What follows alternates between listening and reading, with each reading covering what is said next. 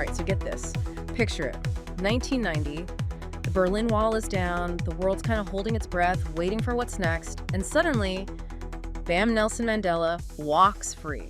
After 27 years in prison, and you've brought us these incredible sources about this moment, this huge turning point, and I gotta say, I'm ready to dive into the how and the why this still matters so much, even now. Yeah, it's bigger than just one man walking out of prison, right? It's like this hinge in history where, for a minute, anything felt possible. And we're not even just talking about South Africa, but this global shift in how we think about equality, about what real leadership could actually look like. Okay, so for those of us who weren't around to really get the whole picture back then, set the scene.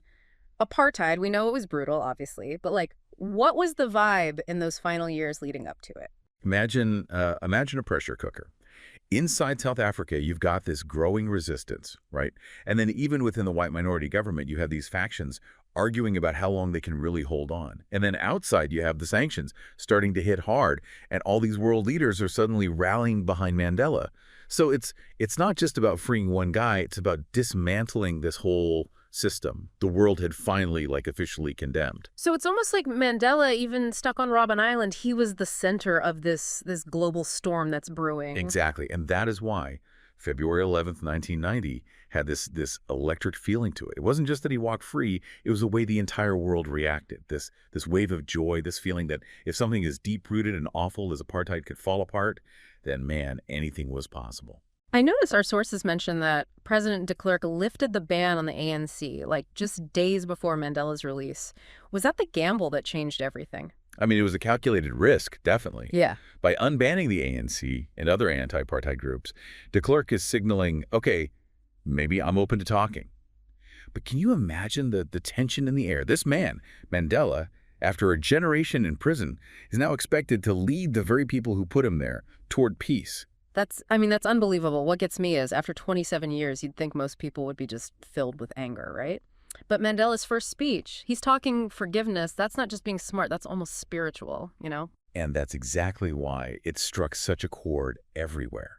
People, they were starving for that kind of hope. This wasn't just South Africa healing. It was the whole world daring to believe in something bigger than revenge. And that feeling, that yearning for something better, it really did spark something. Movies, music, art, everywhere you looked, people were grappling with apartheid. Yeah. But also with this idea that maybe we could overcome anything. Totally. It's like Mandela walking free wasn't just a news story. It was this catalyst for a global artistic movement. We've got Cry Freedom, Mandela, Long Walk to Freedom. And these films, they weren't just biographies. They felt, urgent. Like they were trying to capture this wave of change as it was happening. And these films, they brought the issue to a way bigger audience. Because a lot of people, they knew apartheid was bad, but these stories, they made it real. They put a human face on it. And the music, oh man, the music. It seemed like every single artist I listened to growing up had a song about Mandela or against apartheid. It wasn't just background noise anymore. It felt like fuel for movement. 100%. You got U2, Peter Gabriel, Tracy Chapman. These artists used their platform to give Mandela's message a megaphone, to make it impossible to ignore. You think, how different would it be if this happened now, Yeah. Would social media help or hurt a figure like Mandela? That's a whole other deep dive right there. Right. But okay, getting back to our sources, I thought this whole Madiba shirt thing was fascinating. Talk about turning the tables, huh? It's kind of genius when you think about it. Sure. This man, imprisoned by a system, obsessed with race, with putting people in boxes, he gets out and embraces these bright, colorful shirts that just scream African pride. Yeah. He's taking back the narrative, right? Turning a symbol of oppression into a symbol of celebration. It's not just fashion, is it?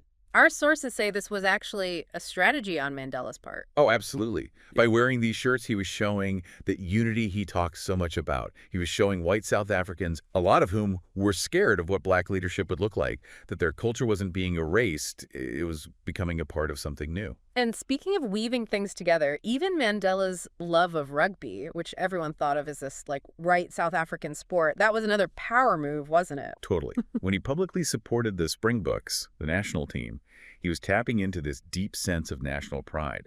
And then, when South Africa hosted the World Cup in '95, and you see Mandela wearing that Springbok jersey, man, chills, literal chills. It went beyond sport.